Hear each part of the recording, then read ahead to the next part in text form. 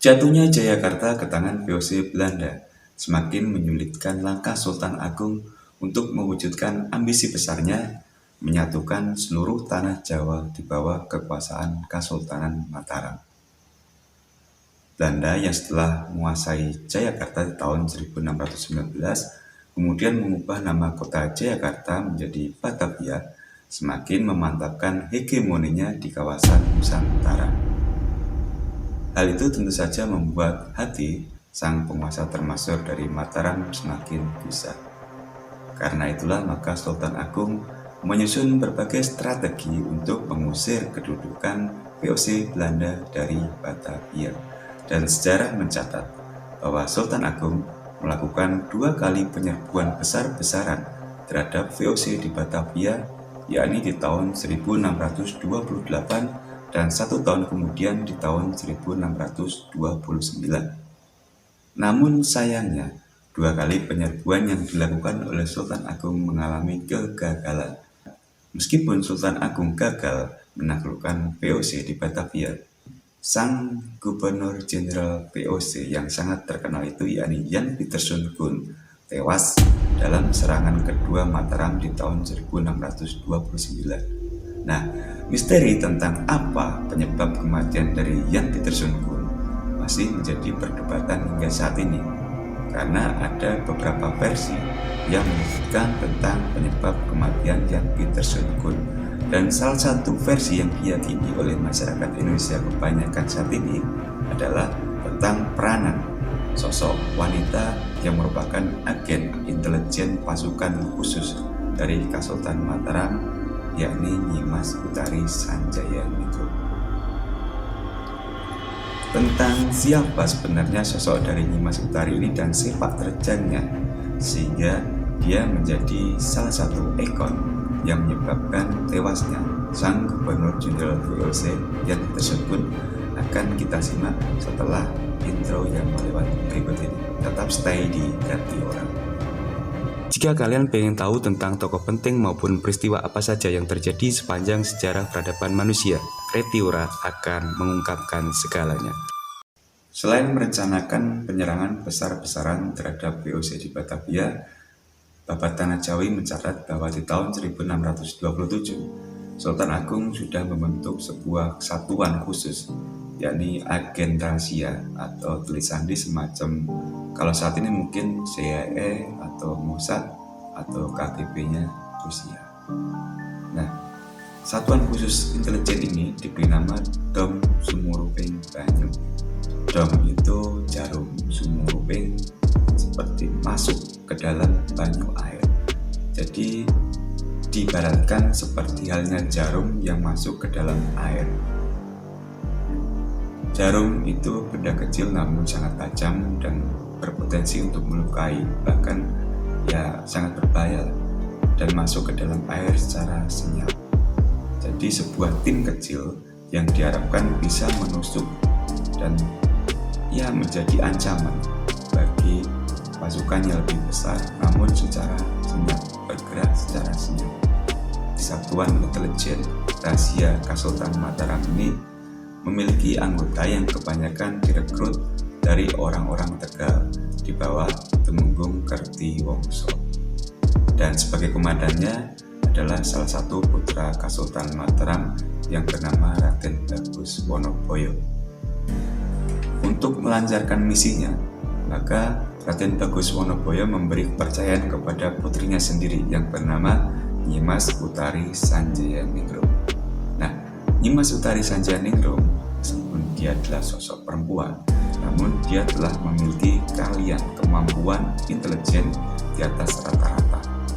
Sehingga dengan kemampuannya itu, Nyi Mas Utari diberi kepercayaan oleh sang ayah mengemban tugas untuk menghabisi nyawa Jan Pieterszoon Koen.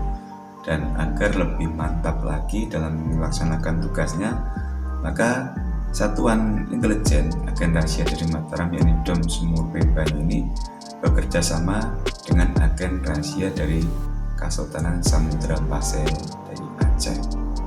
Salah satu personel dari Kesultanan Samudra Pasai yang bernama Mahmudin akhirnya dijodohkan dengan Nyimas Utari, sehingga mereka menjadi pasangan suami istri yang mengemban misi yang sangat berat.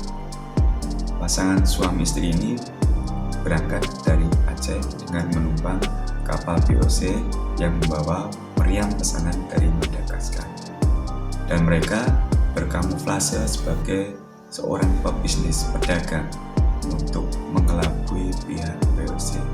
Dan untungnya pasangan suami istri ini berhasil diterima oleh para petinggi VOC, dan mereka kemudian mempunyai akses untuk berhubungan dengan para petinggi VOC di Kastil Batavia, di mana saat itu untuk bisa masuk ke Kastil Batavia tentunya merupakan hal yang sangat sulit.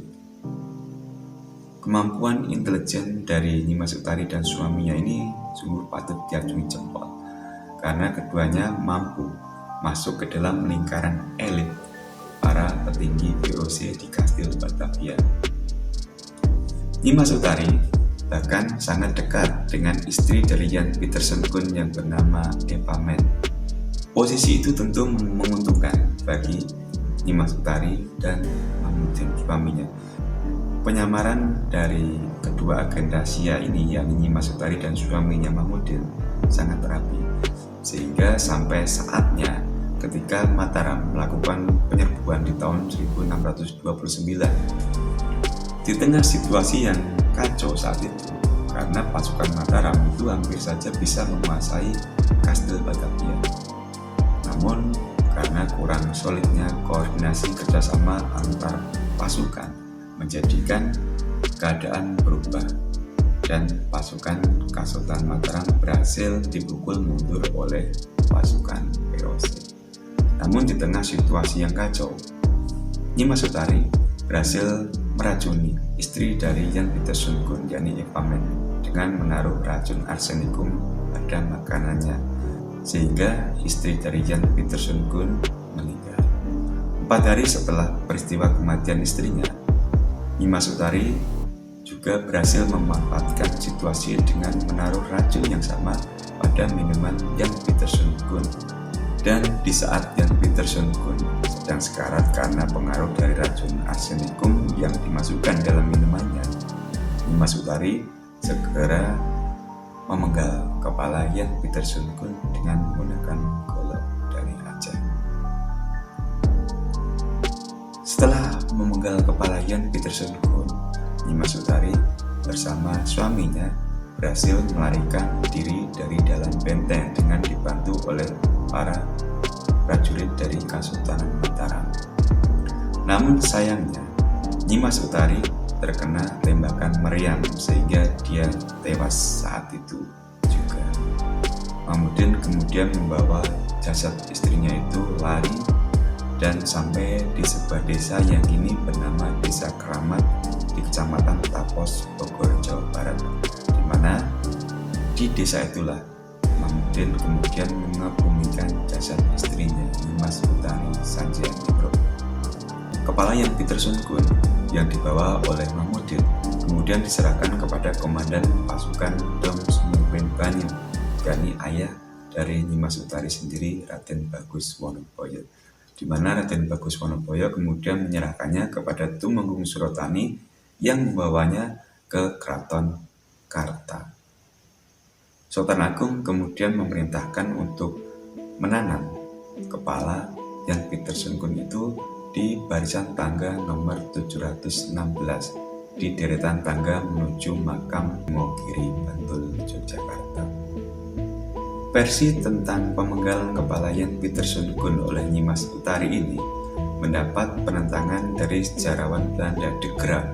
Sejarawan De Graaf meyakini jika Jan Pieterszoon Koen itu meninggal karena wabah penyakit kolera, di mana wabah kolera itu sengaja disebarkan oleh pasukan dari Mataram saat penyerangan pertama kali tahun 1628 dengan mengotori Sungai Ciliwung yang menjadi sumber air minum bagi penghuni di Kastil Batavia.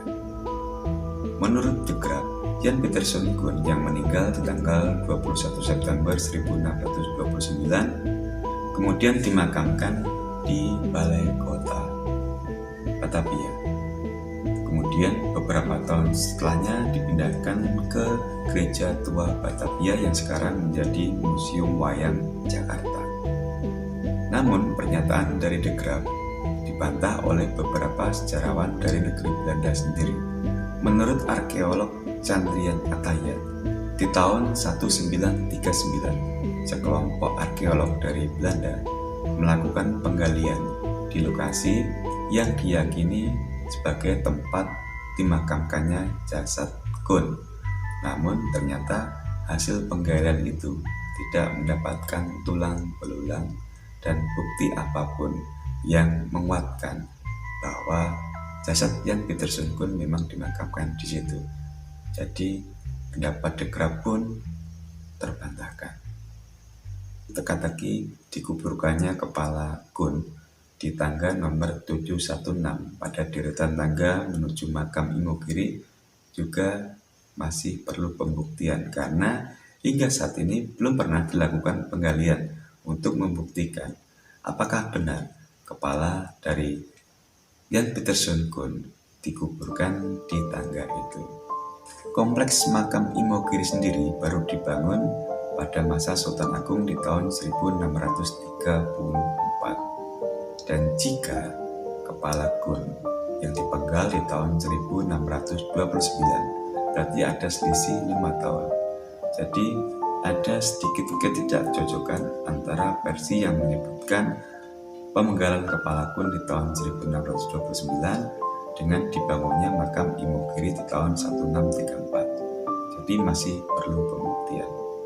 Terlepas dari versi mana yang mendekati kebenaran yang jelas, meskipun Jan Pieterszoon Koen terbunuh di tahun 1629, namun VOC atau yang orang Indonesia menyebutnya company tetap eksis hingga akhir abad ke-18. Dan ketika VOC bangkrut, pemerintah kerajaan Belanda kemudian tetap meneruskan kolonialisme di Indonesia. Dan Sultan Agung yang mengalami 2 kali kegagalan mengusir VOC Belanda dari Batavia akhirnya lebih memilih mengutamakan pembangunan dan kesejahteraan rakyat Kesultanan Mataram ketimbang berurusan dengan